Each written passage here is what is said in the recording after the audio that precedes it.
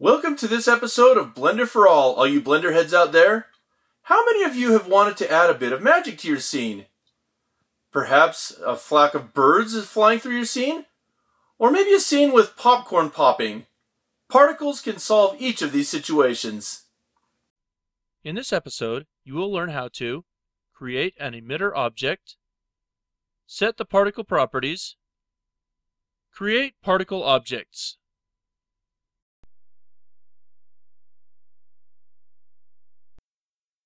Alright, we are in Blender 2.74, and the first thing that we need to do in this scene when we're starting any particle system is we need to add an emitter object. Now right here we have this wand, right? So this wand we'll be providing in our Blender source file, so if you go to our episode, then we'll have it available for you. Or if you're already in Shemble.com, no worries, right? So anyway, so what we're going to do is we're going to add an emitter object. Now, you may be thinking, let's do this one as the emitter object, but no, I don't want to do that. I would actually like something that's actually a plane that's going to be parented to this. And I'll explain kind of what it is in a moment there, what we'll be doing. So first, let's go to Shift-A, and we're going to add a mesh, and since it's at the origin point, that won't be a problem. Now, you'll notice right here that this plane is pretty big compared to the model, the mesh right here, this wand. Well, let's scale that down, and I'm going to just tab into the edit mode, and you'll notice I got this really cool fly out menu thing. It's really awesome. Love it. Go into edit mode, and now we're going to scale this way down by pressing S for scale. Okay, and right here, I'm actually going to take this down to 0.1. Actually, a little bit more. Alright, I think it was 0.01. Alright, that's better. Yes.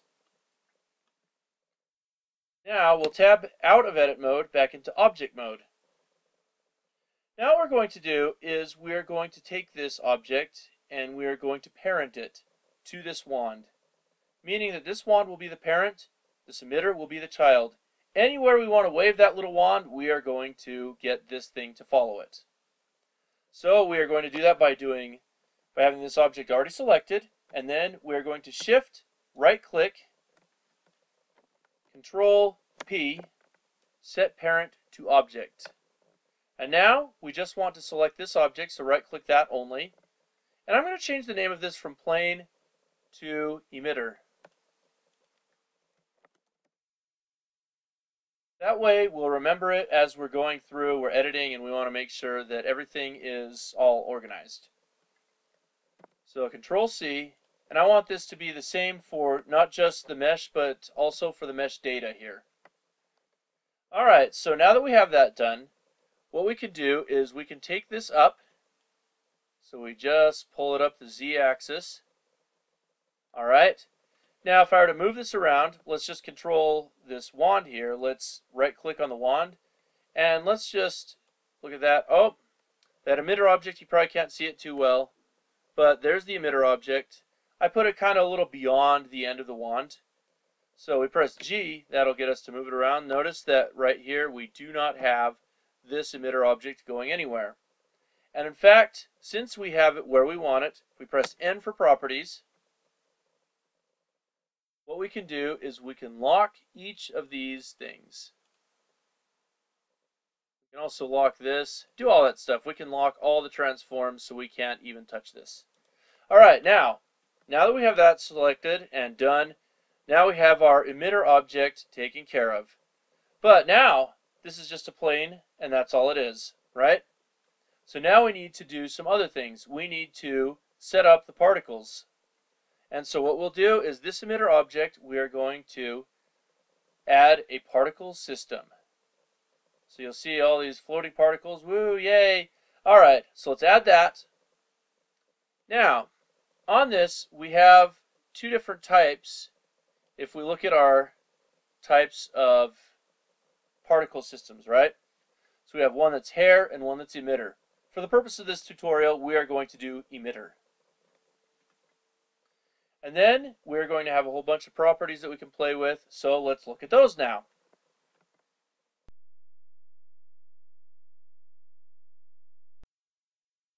Alright, now what we're going to do is we're going to set up the particle properties here. So as we go into these particle settings here, you'll notice that we have all these fun things: emission, number, 1000. We can do this cool stuff like start, end. We have lifetime, random. You probably can't see that very well. Let me just pull this out so you can see that. Alright, right there. There you go. Then you have a whole bunch of other things like emit from verts, faces, volume. You can do random, all types of cool things. And then we have emitter geometry. We have rotation, so we can do things. We have different types of physics: Newtonian, keyed, Boyd's. We don't have any physics. We can do fluids. So all types of things that we can do. But right now what we're going to focus on is mostly around here with the emissions stuff right here. So what we'll do here is that we can change the number, and let's do the lifetime as well. And if we were to just to look at this, oh yes, and we also have gravity as one of those things, and I actually wanted to show you this. So if we were to just kind of scrub through our timeline, I'm just going to do this one frame at a time, so I'm going to do the right arrow key. You'll see this. Oh, look at that. Oh, so you have these particles that are coming up, like so, and then they stop about here, and then they fall down. Well, because this is a magic wand object, I don't necessarily think I want to have that gravity affecting it as it is right now, because it's just falling straight down. It's going really fast, too. So I'm going to keep going with these frames. Yeah, there's just a lot that's going on, and you'll also notice that it's going very straight as well. There's not a whole lot of random to it. So we need to adjust a couple of things. And then also looking at this, you know, a lot of people when they're waving their wands, they're not going to be pointing it straight up. They actually might have it at sort of an angle. So let's do that at an angle, and we'll get a really cool result off of that. So if we rotate about the x-axis, there we go. Then what we can do is we can go back to the beginning by pressing shift left arrow. There, we're back at the beginning. Let's take these a few frames at a time. Okay, there we go. Look at that. Oh, so they're pouring out, but the thing is as well that as they're pouring out, they still have that really heavy gravity, and we don't want that to happen there. In this case, I am going to reduce the amount of gravity that's in there. So we're going to select this emitter object again. Then we're going to go down to our field weights. You'll notice we have gravity at 1. This is the global gravity weight. Let's take this down, and then let's see what happens there. So it doesn't have to be exact or anything, just something that's just down. So let's shift left arrow again. Now we're back at the beginning. Oh, and look at that. Now it's not quite so heavy. It still has an arch that's saying, yes, there is gravity affecting it, but it's not quite as much. And then I'm even going to pull this over a little bit more. And you'll notice that the particles, they're doing this crazy thing. However, not to fear, because this is pulled over. This is the emitter, and if we were to go shift left arrow, then it just resets it. Pretty awesome, isn't it? Alright, so there we go. But again, we have this really straight stream of particles going out. And we want to add a little bit of variation because honestly, when you're doing things in nature, they're going to be doing some random things. They're not necessarily going to be going in this straight stream of particles. You know, they may actually be going off this way, that way, and everything else. Yes, this is magic. I know it's not totally natural, but you know what? It's still cool. And we have to follow natural laws here. So what we can do is that we can go back to our emitter here, and we can reduce the number, increase the number, whatever we want. This one, let's just keep it at 1,000. Our start and our end times, we'll just keep it at 1 to 200. That'll be just fine. Lifetime, we can actually alter this because at 50, you get the particles going for a long time without dying. Now by that, I mean that the particles, they'll keep going, and then all of a sudden they'll disappear. So if we were to do this at 10, let's say, then let's go back. Okay? And then you'll notice that they're dying off right there instead of going further. So we can take that further to, say, 25. Same thing. Shift left arrow. Go through the frames. All right. There we go. Oh, look at that. Now we're seeing it die off a little bit later. And then we can also do a bit of random to this. So if we do that, shift left arrow again. All right, now you're starting to see them dying off a little bit more randomly. Instead of just dying off at this one point, they're actually starting to die off like over here, whatever the case may be. So you're seeing that they're dying off at more random times. So increasing the number of random can really help with that.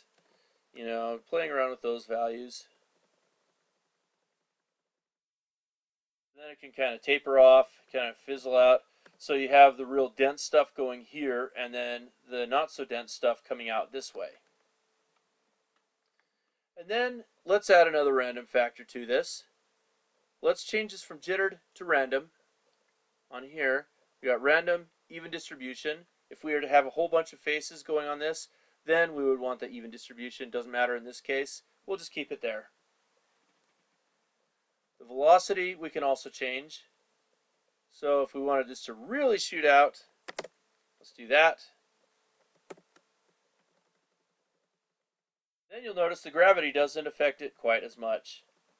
At least not in what we're seeing. But let's just keep it to 1, and then let's add a little bit of random and rotation to it. There we go. There's some rotation, random.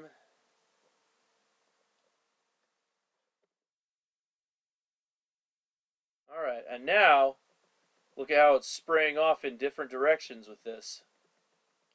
It's going everywhere. So this is where you could have a really disordered array of stuff. It's great for explosions, whatever you want. So anyway, that's something that you can do with the random. But maybe we don't want it that much and we want to take it down a little bit. So let's take it to about, say, there. This is one of those things where you just try and experiment. And now it's looking a lot more like a magic stream. Now, you'll notice as well that there are just these little points. And these little points, as they're coming out, all they do, if we were just to do a Shift Z, can't really see it there, but basically what it would be is that, actually let's try a render here, see what that does. So, not seeing anything there, but basically what it would be a bunch of points. So that's where we'd want to go into our rendering, and then we can do different things here, and we can turn the emitter on or off. You'll notice when I was doing the rendering right there that we could see the emitter right at this point. So in some cases that's good. You want the emitter on. In other cases no. And it's great that they have that checkbox option. In this case we'll turn this off. And then if we were to render this, you'll see that the emitter is no longer there. Yes, I know the particles aren't there. We'll deal with that in a moment. But there are actually a number of ways that we can render those particles. Notice right here we have none, halo, line, path, object, group, and billboard. In this case, we're going to talk about now objects and groups.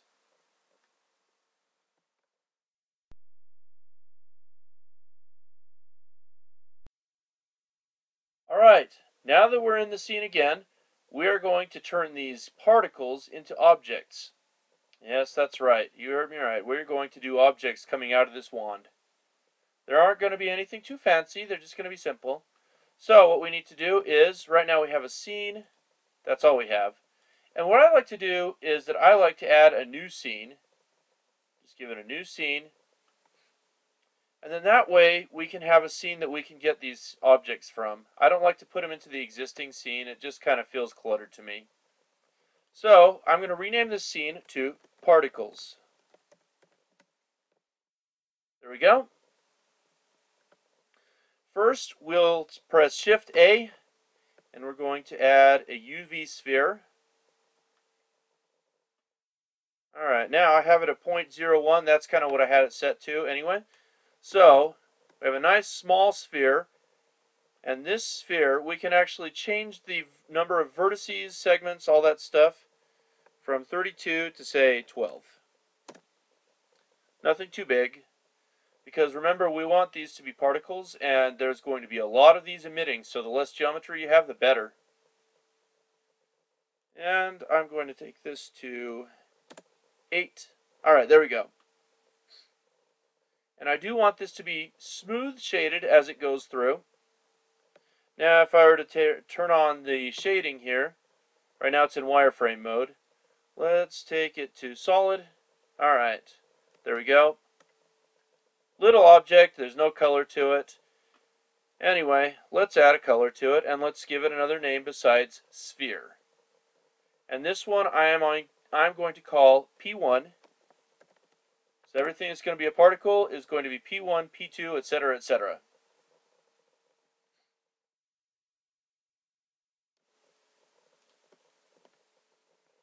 There we go. I'll even add it to the material name. New P1. Alright, and this one I'm going to make red.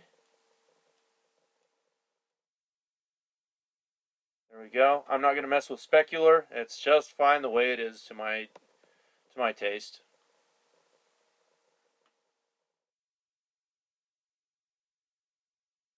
Okay. I see we have some particles already set up with these names. So anyway, doesn't matter. We have P1. And then let's do another one. Add mesh. This time we'll do a cone. Looking pretty huge, isn't it? So let's take this down to 1/100th of its size. So it'll be just like that last object that we did. And the number of vertices we're going to take down to 12. There we go. 0.01. Almost like a stick, doesn't it?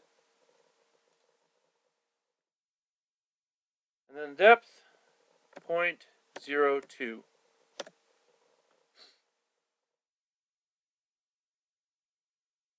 There we go. This one we're going to call P2. Control C, Control V. Alright, I see it already has some data to it. Oh, there we go. Alright. P2 will be cyan. So you can tell that I've already done this before. So, anyway. The next one we have is P3. And that will be a cylinder, I believe. In fact, since we've already made these, let's see if we can just do it this way.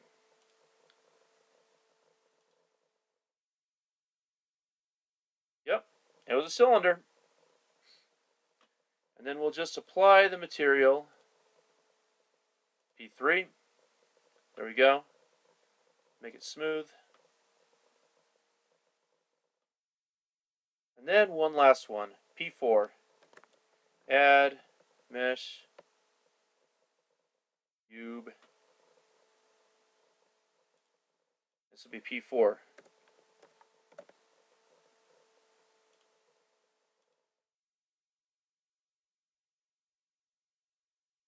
There we go. And P4. There we go. Now, these things need, well, first of all, before I go on to what I was about to say, we're going to take one of these objects and we're going to turn it into a particle. So, let's go back to our main scene. This emitter, right now we still have its points. We go into our particle settings, and what we have is we want object, and I'll show you this. We'll do P1, and you'll notice right there we have these nice red sphere objects coming right on out. And these red sphere objects are our object. Now, that looks alright, doesn't it? You know what? Well, first of all, I want to really have this show up. So I'm going to take this all the way up to white. To give you an idea of how this is going to look, so let's do a Shift-Z. Wow, look how cool that is, right? But what's going to make it even look more cool is getting those other objects and then having them grouped together so that they will create this really cool random effect. So, let's go back into the other scene. Shift-Z again. Gets us out of render mode. And then, let's take all these objects. Press B for border select, or box select. And we're going to do Control G. And this group we will call particles. Alright, now with all these objects that we have selected, we should have them so they're all in the particles group. If we go back into our scene again, instead of object where we had this, we're going to change it to group. Duplicate group is going to be particles. And it appears we have particles.001. Okay, but there we go. We have it now. So you can see that we have all these really cool particles. Now, if we go back to frame 1, let's start to see it emit now. There we go. Now, one thing that you'll notice is that everything is standing straight up and down. Doesn't exactly look real, does it?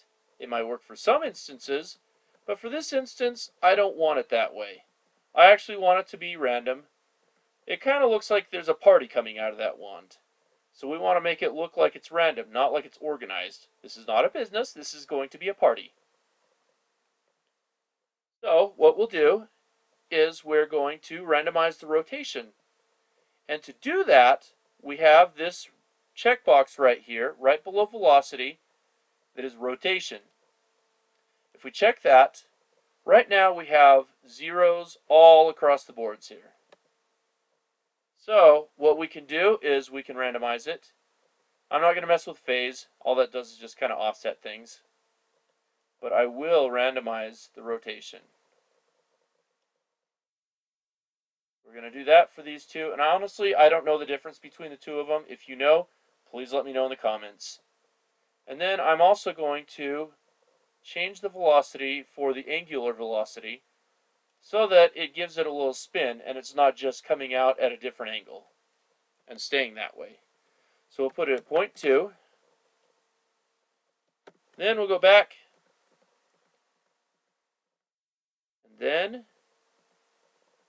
take a look at all those objects at different angles now. Now it looks a lot more random. It looks a lot more fun. This is what we want for this particular instance. So now we have a party coming out of that wand. And so if we do Shift-Z, wow, look how cool that looks, alright? So there you go. That is how you turn objects into particles, and you have those particles emitting from an emitter object. Anyway, so there is my lesson on particles. I hope you've enjoyed this lesson, and I hope that you leave feedback for me in the comments section. You can also go to shembol.com and check out this episode. And I really hope to hear from you, and any ideas you have for future tutorials, I would love to hear about, and I would also like to know how you thought of this episode. So thank you for watching, and have a great day. Hey everyone, if you liked Blender for All, check out more of our episodes by subscribing for new content, or go to shembol.com or check out more of our channel. Thanks, have a great day.